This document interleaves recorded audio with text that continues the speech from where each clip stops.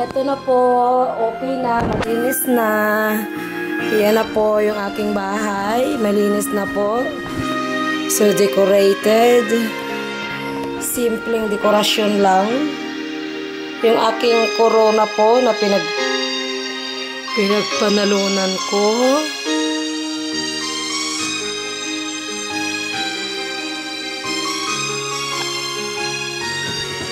Yan po yung pinagpanalunan ko. Ginang Philippines, Sweden Charity 2017. Ito po yung aking asawa.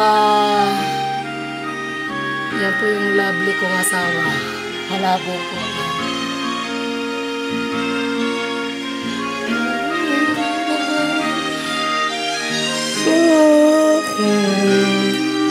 Ito po yung TV. Ito yung kusina. Malinis na po siya. Simple lang pagkalinis. Yun po. Tapos, ang last time ko po yan. Yan. Hugasan ko po siya. Yan. Yan na po yun. So, mag-continue po tayo. Yan na nga po. Maghugas na ako. Yan. Si Madam maghugas. Ewan ko kung makita po ninyo ako dito. Tanggalin natin yan. So, para makita po ninyo ako. Ayan. Tapos, magluluto po tayo. In the same time, magluluto po tayo. Okay? Magluluto tayo ng cake. Yan po ang plano ko. Magluluto tayo ng cake.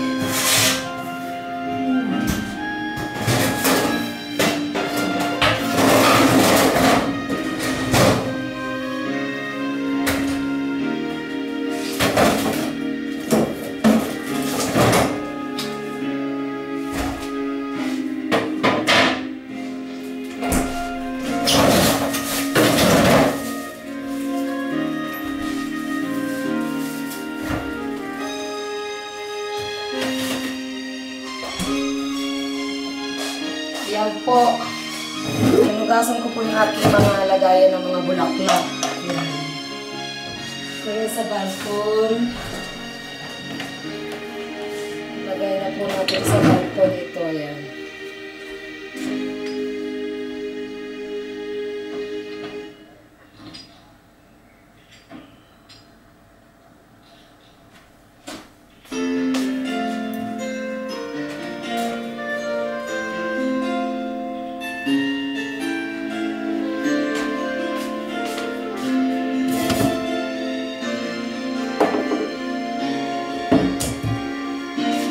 Kita niyo po ba ako?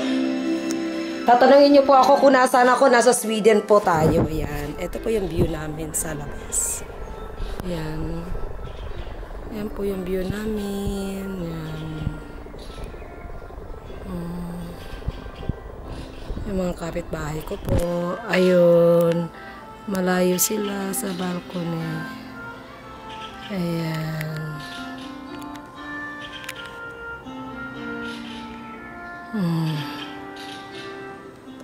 Aking mga aking po mga kapitbahay. Ayan. Yan pong ano namin na yan, bago po yan. Tapos yun, yung mga yun, bago rin po yan. Tapos itong puno na rin po yan, bago din. Ayan. Ayun. Kapitbahay ko gumawa, naglagay ng plant ng bulaklak. Tapos ito po yung aking mga bulaklak. Ito po yung mga bulaklak na yan. Flower po yan na pinatuyo ko. Bigay po yan sa akin ng asawa ko. Kaya gusto ko pong pinatutuyo ko po yan. Yan, yan. Ugali ko po magpatuyo ng mga bulaklak. Ayan, yan. Bigay po ng asawa ko yan. Tinatabi ko po yan pag mga binibigay niya. Yan. Hilig ko po yan. Pagagandahin ko po ito. Next time po, magpa-plant po ako dito ng kung ano ng mga vegetable. Nagsisave lang po ako ng pera eh. Kaya hindi pa po ako masyado nagpapaganda ng aking garden. Ano lang po siya, balcony lang po siya. Ito po yung gawa ko ngayon. Yan, simple lang po siya. Yan, ganyan. Mahilig po kasi ako maglaro ng sport, bola. Wala po kasi yung mga kapatid ko dito. Ito bigay po sa akin to ng kaibigan ko. ano po siya, football player po siya. Yan. Nakasulat po, attack. Yan. Ito po ang pangalan niya. Yan. Ito po ang cellphone number niya. Yan. So, tuloy-tuloy na po tayo. Ayan, maghugas na po tayo. Maghugas, tapos magluluto po ako. Ayan.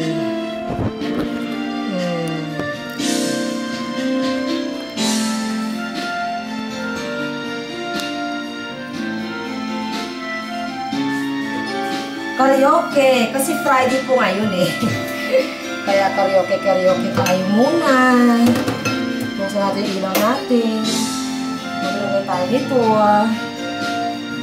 Maghuhugas po muna ako ng pinggan. Pagkatapos po, saka po ako magluluto. Ayan.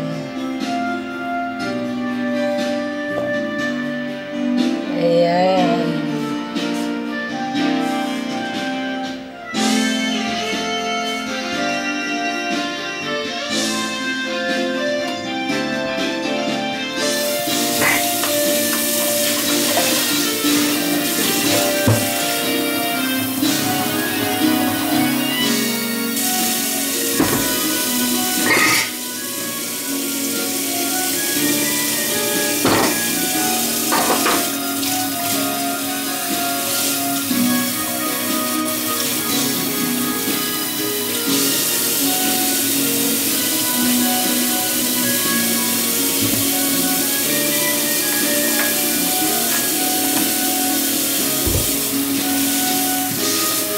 Katulad nga po ng sabi ko, dito po sa Sweden, magkaiba po ang paghuhugas sa Europe. Masyado po kasi maraming tubig, kaya masayang po sila pag naghuhugas. Open po yung tubig nila. So, kaya tayo is kailangan po natin save ng gawa ng tayo po ay taga-Pilipinas. So, siyempre, hindi pa tayo mga kompletong Pilipina kung wala pa tayong karaoke. Diba yan? Siyempre.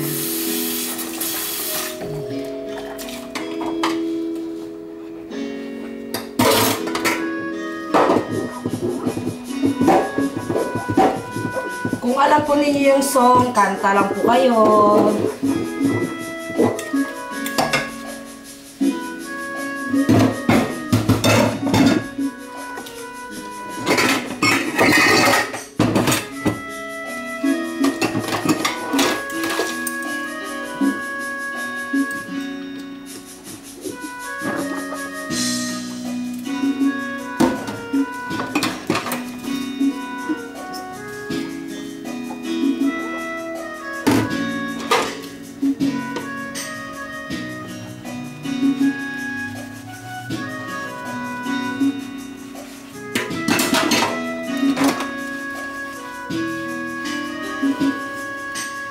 Asawa ko po ayaw niya maghugas eh. Kaya lagi ako maraming hugasan po talaga. So, hindi po naghuhugas yun. Pag pinipilit ko lang po, saka lang po yan yung naghuhugas. Okay, hindi po naghuhugas yun.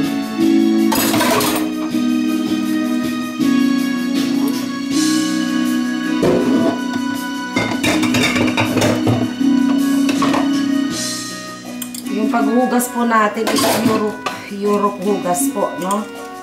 Kasi open po natin ang tubig lang. Open lang po siya. Tapos continue lang po yung pagbabanlaw natin. Yun. Europe lang po yan. Pag marami pong tubig, yun. Ganun yung style. Dito lang po ako nakakapaghugas ng ganyan na open po yung water all day. Kahit nga po nagsasabon ka lang open din po yung water nila. Pero ako ayoko po kasi ng open gawa para ma-save po, no? Ma-save yung water. So, ayun. Ngayon po, kasi maghuhugas na po tayo. Banlaw na po.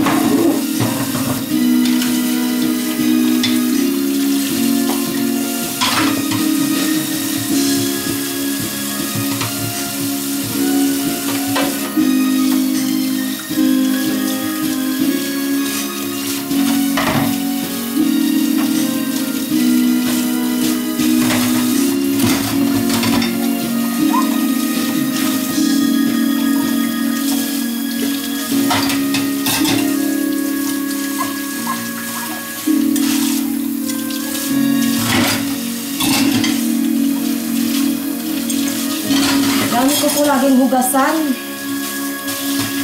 Kasi po mahilig po kasi ako magluto. Ganun po talaga. Pag mahilig kayo magluto at lagi kayo nasa kusina, talagang marami kayong hugasan. At hindi lang yun. Pag lagi kayo may bisita, nako, dami yung hugasan. May plano nga po akong bumili ng dishwasher o dish machine. Kaya lang po, wala pong pwesto sa bahay na to. Kaya, hindi po ako makakabili ng ganun. Dreams ko po yun, kaso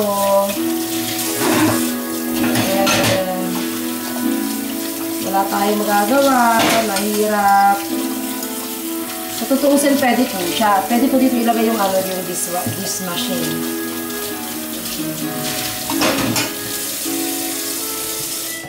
So, patayin natin siya ulit.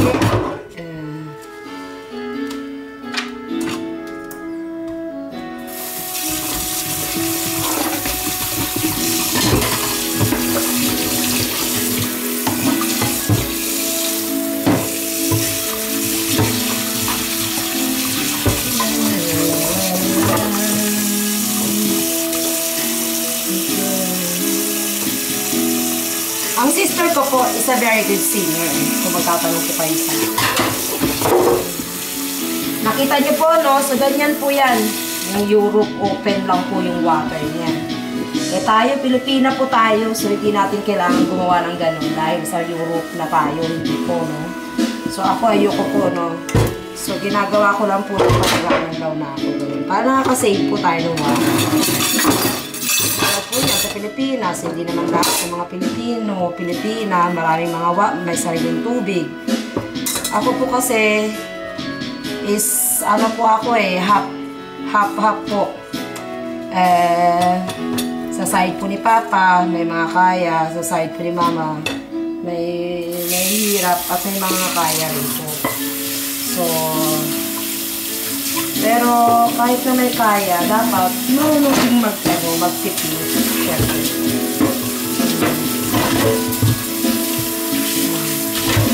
Yan po ang way ng Europe paghuhugas, no? Lagi po ninyo ako makikita na naghuhugas. Lagyan mo na sinabi ko, asawa ko ayaw maghugas ng pinggan or kaldero. Hindi po yun basta-basta nagluluto. Ayaw po yun. At kita walang pagaling-lang, walang uwan sa'yo. Basta kasama kita,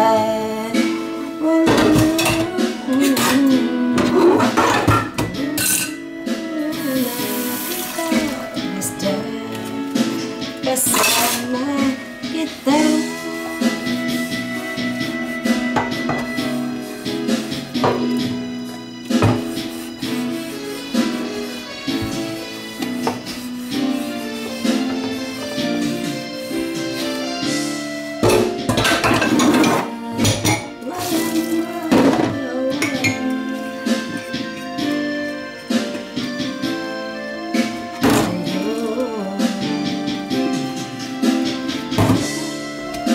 Ayan na po. Open natin ulit ang water.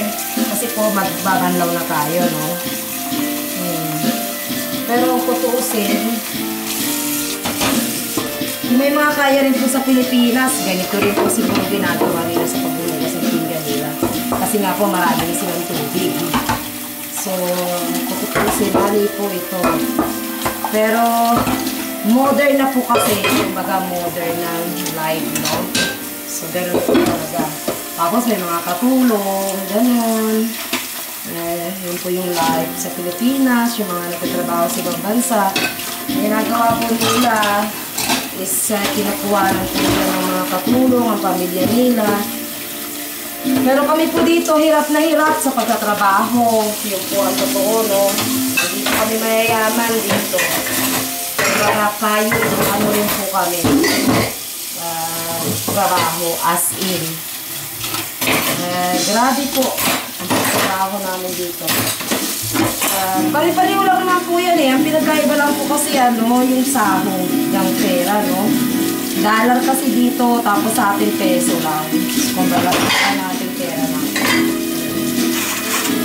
So, ganun po talaga ang buhay. May mga tao sinuwerte, may mga tao hindi. Pero hindi naman po ako naniniwala sa ganun. Ang sa akin po is kung magkayod ka rin po ng ano sa buhay mo, magsipag ka rin po. Kung ano po yung kinikita ng mga tao dito sa Sweden o sa mga Europe o kaya sa ibang bansa, no? Kikitain din po ninyo yan. Maniwala po kayo sa akin. And syempre po, yun nga lang, magtatrabaho po talaga, magkakayod po talaga kayo ng grabe. So, kasi kung hindi po kayo kakayod, hindi po ninyo